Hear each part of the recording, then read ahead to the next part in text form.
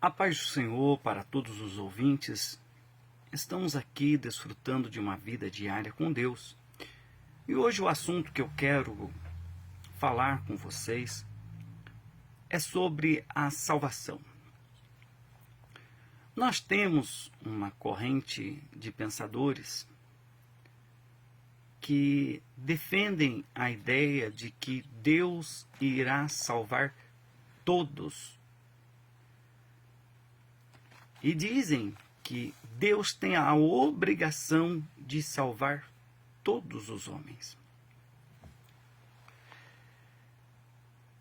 Essa corrente, ela é muito perigosa, porque se Deus quer, nada pode impedir o que Deus quer. E Deus quer salvar os homens. Porém, ele colocou aqui alguns princípios para a salvação. Numa conversa que ele está tendo com Nicodemos, registrada por João no capítulo 3, ele vai deixar bem claro sobre a salvação, o plano que Deus tem para o homem. A partir do versículo 16, ele vai dizer: porque Deus amou o mundo de tal maneira que deu o seu Filho unigênito, para que todo aquele que nele crê não pereça, mas tenha a vida eterna. De fato, Deus amou o mundo, todos, sem distinção, sem acepção.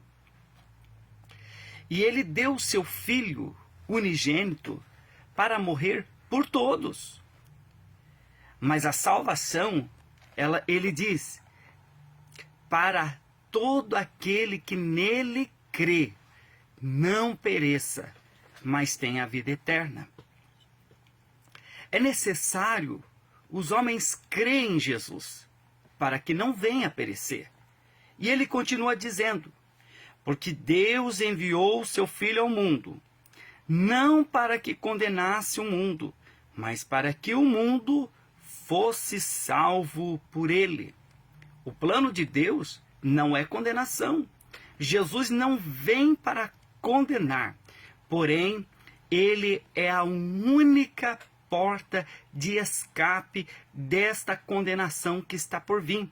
Olha que Jesus está dizendo: porque Deus enviou o seu Filho ao mundo, não para que condenasse o mundo, mas para que o mundo fosse salvo por ele. O versículo 18, ele continua dizendo: quem crer nele não é condenado, mas quem não crer já está condenado, porquanto não crê no nome do unigênito Filho de Deus. Olha para vocês verem como é o plano de salvação. O Senhor Jesus está dizendo: olha, quem crer nele, quem crer em Jesus, não será condenado. Mas quem rejeitou, quem não creu, já está condenado. E o versículo 19, ele vai explicar sobre esta condenação. E a condenação é esta: que a luz veio ao mundo, e os homens amaram mais as trevas do que a luz, porque suas obras eram más. Aí está falando sobre escolha. Olha, veio a luz ao mundo. Quem é essa luz? Jesus Cristo.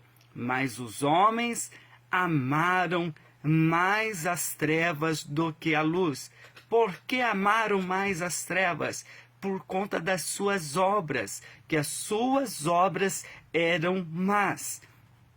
E ele vai explicar no versículo 20, porque todo aquele que faz o mal aborrece a luz e não vem para a luz, para que as suas obras não sejam reprovadas. Aqui está, meus queridos ouvintes, aqui está a justificativa, porque muitos não querem Jesus, porque muitos não vêm para Jesus, porque as suas obras são ruins e ele prefere ficar escondido nas trevas do que trazê-las à luz, porque a luz vai revelar suas obras. E quando há revelação, então ele tem que tomar uma posição quanto às suas obras. Mas o versículo 21, Jesus vai explicar: mas quem pratica a verdade vem para a luz, a fim de que suas obras sejam manifestas, porque são feitas em Deus. E aqui nós vamos entender uma coisa: não é quem pratica o bem. Ele diz, mas quem pratica a verdade. O bem não é suficiente para salvação. A verdade sim, porque a verdade tem nome. A verdade é Jesus. Aqueles que fazem as suas obras baseadas em Jesus, ele vem para a luz, a fim de que as suas obras sejam manifestas, porque são feitas em Deus. Olha, meus queridos ouvintes, aqui está a diferença.